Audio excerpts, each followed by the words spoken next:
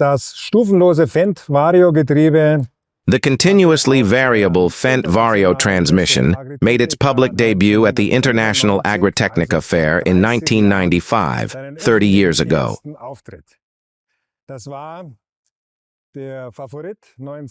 That was the Favorit, 926 Vario. Robert, you traveled to Hanover 30 years ago. What were your feelings and what did you experience there? Yes, those were indeed moving times and wonderful feelings, simply because we had previously tested the tractor, both in use and on the test bench intensively, and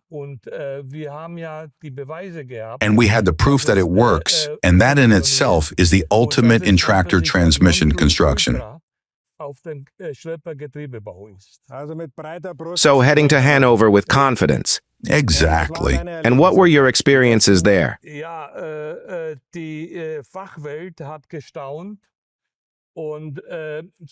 the experts were amazed and largely didn't believe that a new continuously variable transmission was actually installed here in steel and iron. The opinion was that it was a mock-up. And who all came by to see you? Yes, both farmers and developers, as well as the executives from our competitors came by. And it was an experience and a proud moment for me when the executives from the competitors in central Germany crawled under the tractor, essentially at my feet. And they looked from underneath to see if there was actually a Vario transmission installed. So, wonderful experiences, and the start of a very successful development at Fendt, with our continuously variable Vario transmission. Let's look back a bit. The development of this Vario transmission took a long time, decades, and it was also a bumpy road. How do you see it? How were the beginnings? What was the idea? The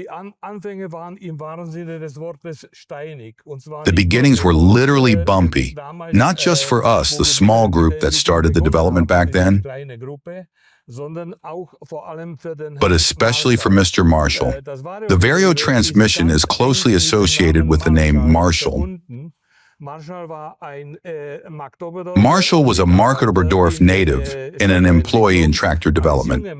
As a young person, a young designer, he had worked on the so-called Allgaier project in the 1960s. The Allgaier project was a type of hydrostatic transmission. The Silver Arrow. Right. And he contributed as a designer.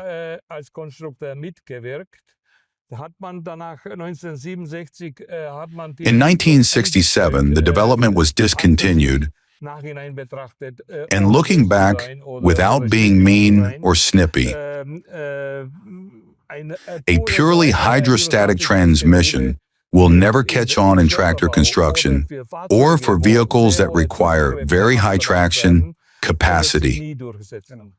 It's a different situation in construction machinery, but in tractor construction, where really heavy equipment needs to be attached and then pulled, that was not possible.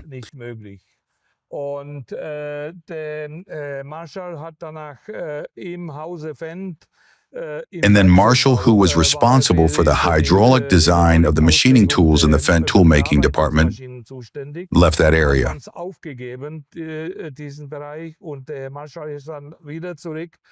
Marshall then returned to tractor development with me, where he was actively involved.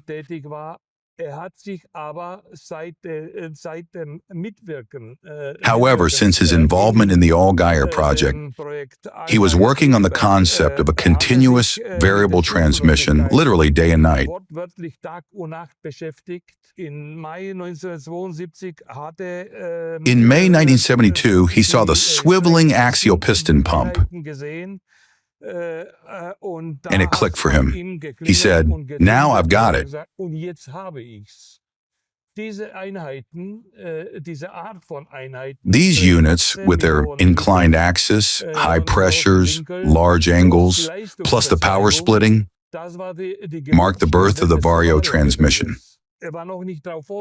He wasn't yet prepared to design and draft it.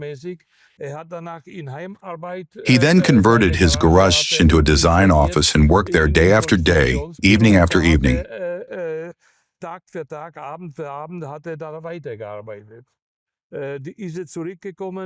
He returned to tractor manufacturing and resumed his design work. From that point on, he tried to convince the technical decision makers that this was the path to take. It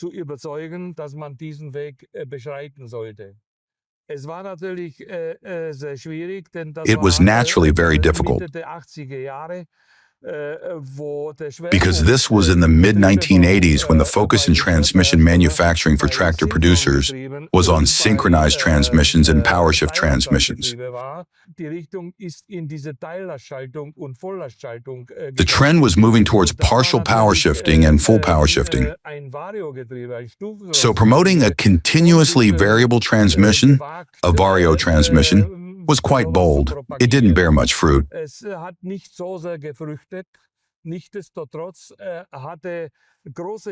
Nevertheless, he did a lot of convincing and managed to persuade the then technical director, Professor Stroppel, and convinced him that they should pursue development in this direction.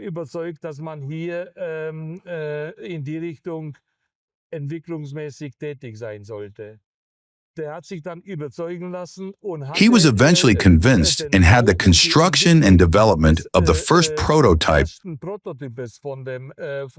the Vario transmission carried out under the name Tristat.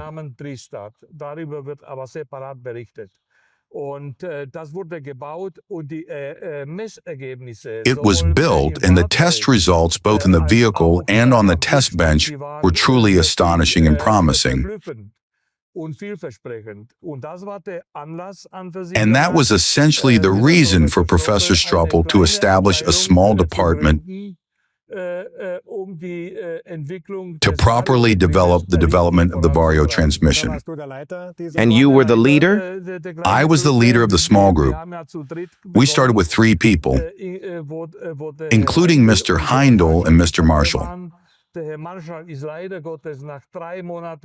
Unfortunately, Mr. Marshall fell seriously ill after 3 months in the department and never returned to active duty. In which year was this first Tristat gearbox that could also be tested? That was around the early 80s, around 82 or 83. And as I said, that was the birth of the Vario transmission.